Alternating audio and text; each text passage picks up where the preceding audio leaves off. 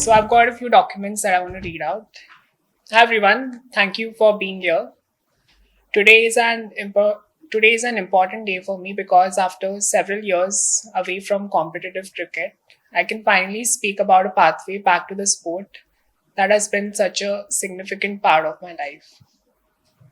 I am preparing to return to women's cricket in Australia with the aim of pursuing elite cricket from March 2027. This has not been an automatic or an informal process. Cricket Australia has a framework designed to balance fairness, competitive integrity, and inclusion in women's sport, and my case has been considered through that framework. My understanding is that Cricket Australia's review considered a comprehensive body of information relating to my circumstances, including my medical history, surgical history, hormone and testosterone levels, my cricketing background, and playing footage as well, and the scientific and athletic performance work undertaken with Manchester Metropolitan University's Institute of Sport. I appreciate the thoroughness of that process. For me, it was important that this was assessed through an established sporting framework rather than simply being a question of public opinion.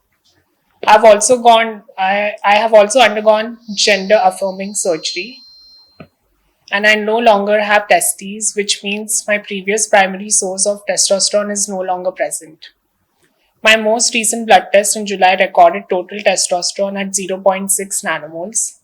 That is within the female reference range reported by the laboratory. My understanding from Cricket Australia's clearance is that my eligibility for elite women's cricket from March 2027 remains subject to the applicable policy requirements, including a blood test assessment at the same time. If that March 2027 test confirms that I continue to meet the required testosterone criteria, I will be eligible to pursue selection for elite women's cricket, including the Women's Big Bash League pathway. And I want to make another point very clearly. Eligibility is not selection. Cricket Australia has given me a pathway, which does not mean that I have been given a place in a team. I still have to train, compete, perform, and earn that opportunity. That's exactly how I want it. I don't expect my history or my identity to earn me a place on a cricket team. I want my cricket to earn me a place on a cricket team. I know the standard of women's cricket is extremely high. I know there will be scrutiny, questions, and different opinions. I respect that women's sport has legitimate considerations about fairness and competitive integrity. At the same time, I believe inclusion and fairness do not have to be treated as mutually exclusive principles. Good sporting policy should be capable of considering both. This is why I respect the process Cricket Australia has followed in considering my case. For me personally, this is about more than a policy decision. I began playing cricket because I love the sport. I competed because I wanted to become better. And when I transitioned, one of the most difficult possibilities I had to confront was that cricket might no longer have a place for me. I spent years trying to find a way back. Today, I finally have a pathway to try. I'm not claiming that I have made a team. I'm saying that I have been given the opportunity to compete for one, and I intend to work for it. I hope that my journey can also contribute to a more informed conversation around transgender athletes in women's sport and how sporting organizations can approach these questions responsibly with evidence, individual assessment, fairness, and respect. But ultimately, I want the conversation to come back to where it started from me. Cricket. I want to train again. I want to compete again. I want to walk back onto a cricket field again. I spent a long time believing that chapter of my life was over. Now I have the opportunity to write the next one. Thank you. Any questions? I've got this letter of proof with me right here from Cricket Australia. I'm going to read it for y'all. Dear Anaya, thank you for your nomination and the information provided in support of your eligibility application under Cricket Australia's inclusion of transgender and gender diverse players in elite cricket policy. In accordance with Cricket Australia's policy, an expert panel was conveyed comprised of Jackie Partridge, the CA of Head of Integrity, Emily Yates, Peter Roach, Dr. Peter Harcourt, and Dr. Pip Inge. Following consideration of your application, we confirm that subject to ongoing compliance with the policy, you will be eligible to participate in elite cricket from March 2027. Under Cricket Australia's policy, a player seeking to participate in the female category of elite cricket must establish their serum testosterone concentration has been below 10 nanomoles continuously for a period of no less than 12 months. Based on the medical information provided, this requirement will be satisfied in March 2027. Accordingly, your eligibility for elite cricket from that date is conditional upon you providing a blood test upon your arrival in Australia, confirming that your serum testosterone concentration remains below 10 nanomoles and that you continue to satisfy the policy's eligibility requirements. Until March 2027, you remain eligible to participate in Premier Cricket competitions in any state or territory of Australia.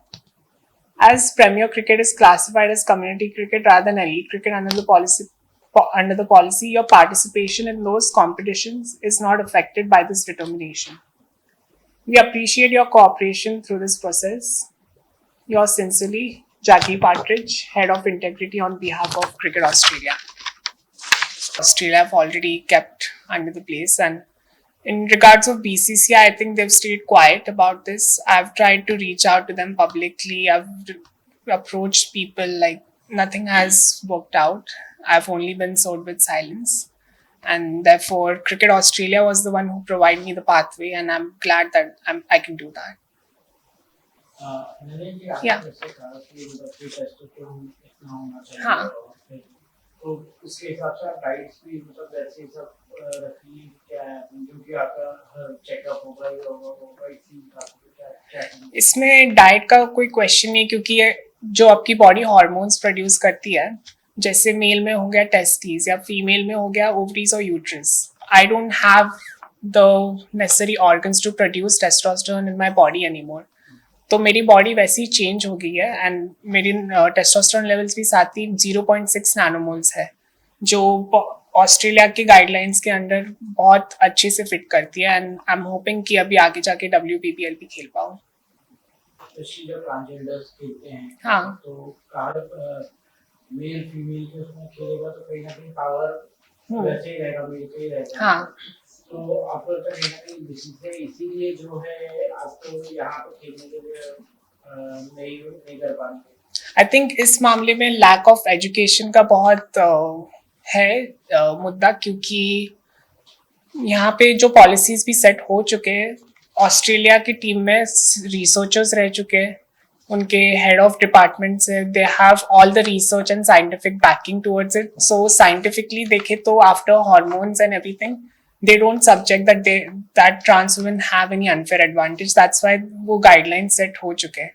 And जबकि मेरा case रहा, मैंने Manchester university के साथ भी collab किया था. उन्होंने मेरे बॉडी पे टेस्टिंग की थी with doctor Blair Hamilton, and वो टेस्टिंग के बाद भी पता चली कि मैंने जब 1 साल कंप्लीट की थी हार्मोन्स पे, तो मेरे पास कोई अनफेयर एडवांटेज है नहीं in terms of my physical strength. Your favorite cricketer?